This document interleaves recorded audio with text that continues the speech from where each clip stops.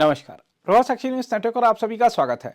बेंगलुरु में चल रहा एरो इंडिया 2025 इन दिनों पूरे विश्व में चर्चा का विषय बना हुआ है, क्योंकि इसमें भारतीय कंपनियों ने जो स्वदेशी रक्षा उपकरण प्रस्तुत किए हैं उनमें पूरी दुनिया के लोग रुचि दिखा रहे हैं। यहाँ विदेशी कंपनियों के रक्षा उपकरण भी आकर्षण का केंद्र बने हुए हैं, लेकिन सबसे ज्यादा चर्चा भारतीय कंपनियों के नवाचारों की हो रही है। जैसे पवन ऊर्जा उत्पादन के लिए आमतौर पर लंबे चौड़े पवन टरबाइन लगाने की व्यवस्था करनी पड़ती है, लेकिन भारतीय वायुसेना द्वारा स्वदेशी रूप से विकसित एक असाधारण उपकरण उषा ऊर्जा में बहुत कम जगह पर भी पवन ऊर्जा का उत्पादन किया जा सकता है। एरो इंडिया 2025 में आकर्षक नवाचारों के बीच हो सकता है कि कई लोगों की नज़र इस असाधारण यंत्र पर ना पड़े, लेकिन यह उपकरण अत्यधिक ऊंचाई और भीषण ठंडे मौसम में बिजली पैदा करता है, जिसे एक सूटकेस जैसी चीज में रखा जा सकता है। उषा ऊर्जा के पवन टरबाइन में दो खुले पीवीसी पाइप का उपयोग किया गया है। इन्हें एक आधार पर अजीब आकार में मोड़ दिया गया है, जिसे बढ़ाया जा सकता है। यह भारतीय वायुसेना के स्वदेशी नवाचारों का हिस्सा है, जिसे 14 फरवरी तक बेंगलुरु के येलहांका एयरफोर्स बेस में आयोजित एरो इंडिया 2025 शो में प्रदर्शित किया गया है। उषा ऊर्जा उन क्षेत्रों में सेना के लिए महत्वपूर्ण उपकरण है जहां पर्यावरणीय परिस्थितियां बैटरी चालित जनरेटर या पारंपरिक डीजल जनरेटर के प्रदर्शन को खराब करती हैं। भारतीय वायुसेना की मेंटेनेंस कमांड के ग्रुप कैप्टन केडीए राजेश ने बताया है कि लोगों को उषा ऊर्जा पर ध्यान देना चाहिए, क्योंकि यह हमारे कुछ आविष्कारों में से एक है। इसे आम लोग और सेना दोनों इस्तेमाल कर सकते हैं। हम आपको बता दें कि उपकरण बनाने पर भारतीय वायुसेना ने 5,67,000 रुपये खर्च किए हैं, लेकिन यह 4,14,000 रुपये में उपलब्ध होगा। ग्रुप कैप्टन केडीए राजेश ने कहा कि जब इसे आम लोगों के उपयोग के लिए अपनाया जाएगा तो मांग के आधार पर यह लागत और भी कम हो सकती है। राजेश ने एक अन्य स्वदेशी रूप से विकसित उपकरण की ओर इशारा करते हुए कहा कि आम लोग और सेना दोनों इसे इस्तेमाल कर सकते हैं। यह ड्रोन को रोकने वाली एक प्रणाली है।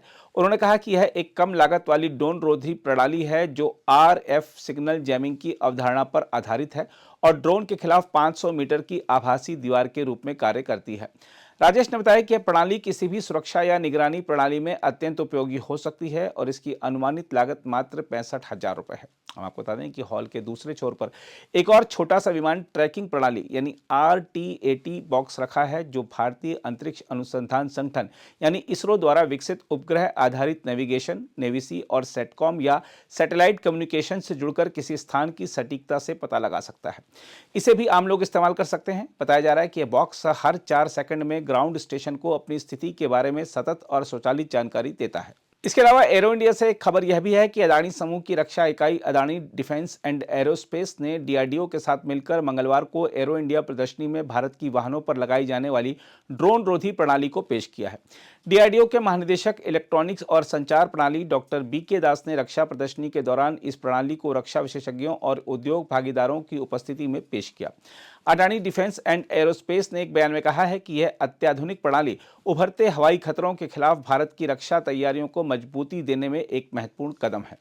हम आपको बता दें कि आधुनिक युद्ध में टोही और आक्रामक अभियानों दोनों के लिए ड्रोन के बढ़ते उपयोग के साथ एक मजबूत ड्रोन रोधी प्रणाली की जरूरत बढ़ गई है। बयान के मुताबिक वाहन पर लगने वाली ड्रोन रोधी प्रणाली लंबी दूरी की सुरक्षा, चपलता और सटीकता सुनिश्चित करती है, जो इसे आधुनिक सैन्य बलों के लिए एक दमदार प्रणाली बनाता है। यह स्वचालित पहचान, वर्गीकरण और ड्रोन को बेअसर करने सहित उन्नत संवेदी क्षमताओं के जरिए निर्बाध सुरक्षा प्रदान करती है। कंपनी ने कहा है कि एक वाहन पर लगी यह प्रणाली अत्यधिक सचल, चुस्त, विश्वसनीय और आत्मनिर्भर ड्रोन रोधी समाधान मुहैया कराती है। इस ड्रोन रोधी प्रणाली में ड्रोन को सटीकता से मार गिराने के लिए एक उच्च क्षमता वाली लेजर प्रणाली, हवाई खतरे से निपटने के लिए 7.62 मिमी की बंदूक और 10 किलोमीटर की दूरी तक वास्तविक समय में निशाना ढूंढने, ट्रैकिंग और उसे निष्क्रिय करने के लिए उन्नत रडार, इलेक्ट्रो ऑप्टिकल सेंसर और जैमर लगे हुए हैं। कंपनी ने कहा है कि एक ही मंच पर कई ड्रोन रोधी प्रौद्योगिकियों का एकीकरण होने से यह त्वरित प्रतिक्रिया और लचीले संचालन को सुनिश्चित करता है। इससे यह प्रणाली भारत के रक्षा बुनियादी ढांचे की सुरक्षा के लिए एक महत्वपूर्ण जरिया बन जाती है।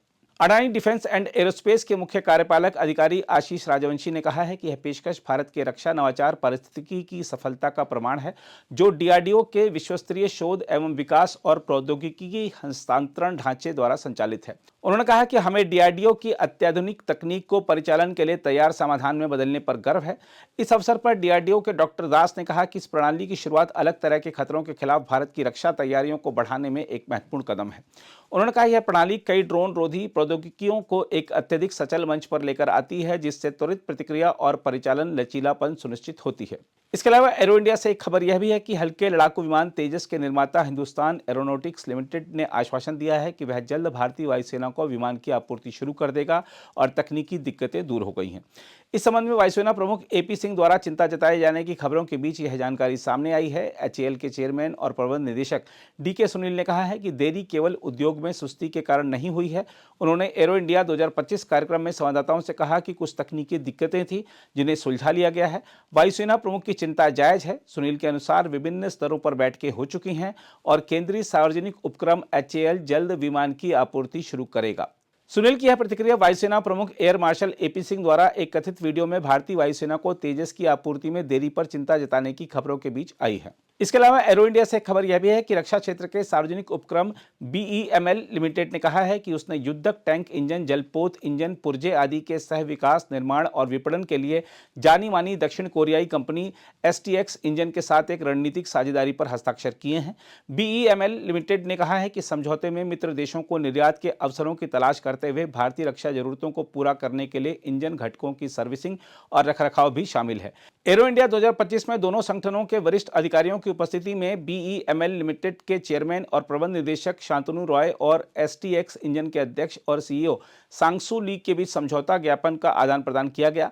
शांतनु रॉय ने कहा, हमारी इंजीनियरिंग उत्कृष्टता को एसटीएक्स इंजन की उन्नत प्रौद्योगिकी के साथ एकीकृत करके हमारा लक्ष्य नवाचार को बढ़ावा देना, आयात निर्भरता को कम करना और एक मजबूत घरेलू विनिर्माण ढांचे का निर्माण करना है।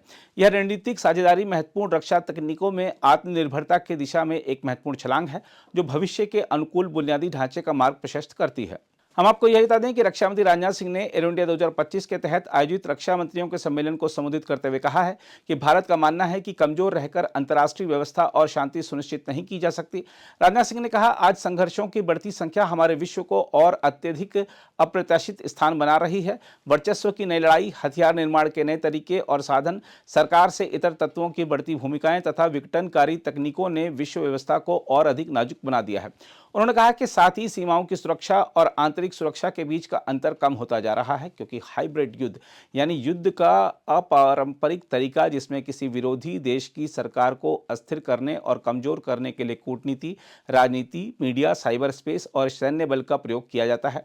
उन्होंने कहा कि शांति काल में भी महत्वपूर्ण राष्ट्रीय बुनियादी ढांचे को निशाना बना सकता है ये सब चीजें। सिंह ने कहा कि आज अग्रिम मोर्चे की परिभाषा तेजी से बदल रही है। इसके अलावा साइबर स्पेस और बाहरी अंतरिक्ष के आयाम संप्रभुता की स्थापित परिभाषा को चुनौती दे रहे हैं। उन्होंने कहा, मेरा दृढ़ विश्वास है कि उभरते वैश्विक सुरक्षा परिदृश्य में नवीन दृष्टिकोण और मजबूत साझेदारी की आवश्यकता है।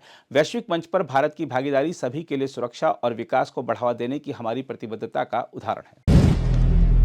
अगर आप भी लेना चाहते हैं देश दुनिया की तमाम जानकारी, तो आज ही सब्सक्राइब करें हमारे चैनल को।